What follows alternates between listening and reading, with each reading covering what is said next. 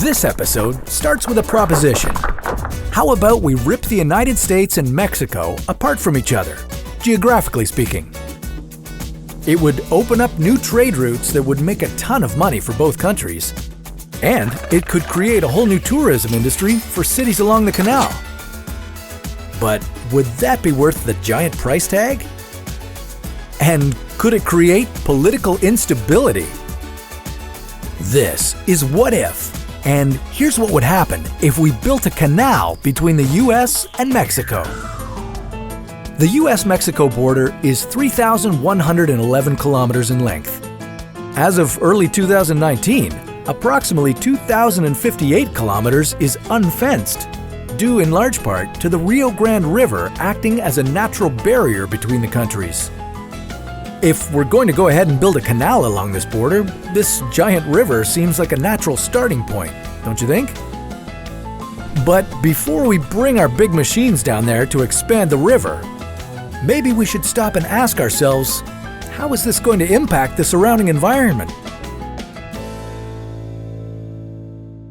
The Rio Grande provides water to 6 million people, so having ships of all sizes passing through it and creating pollution probably wouldn't be a good idea.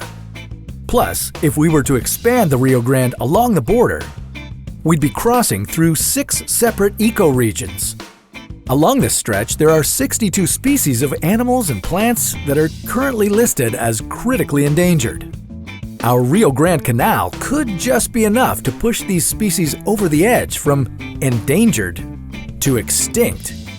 It could also wreak havoc with seasonal migration for some species and severely limit food sources and mating.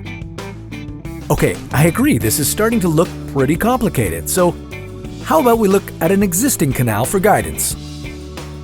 The Panama Canal cuts across the Isthmus of Panama, connecting the Atlantic Ocean with the Pacific Ocean, using a series of locks to adjust the changing elevations from ocean to ocean.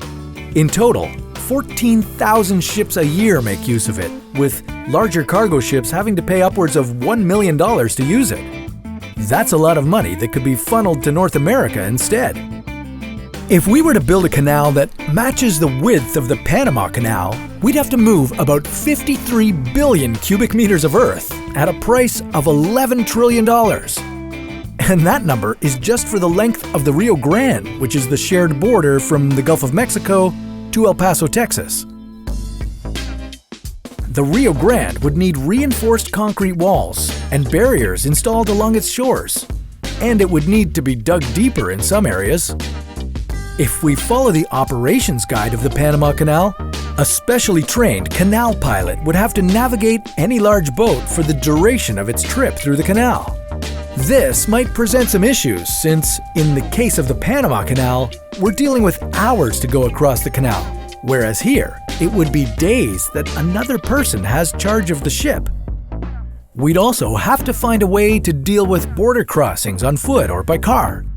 There are 47 legal points of entry between the US and Mexico.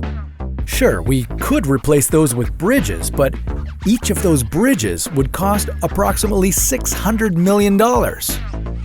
Even though this project would bring a lot of benefits, it seems like it would bring even more questions.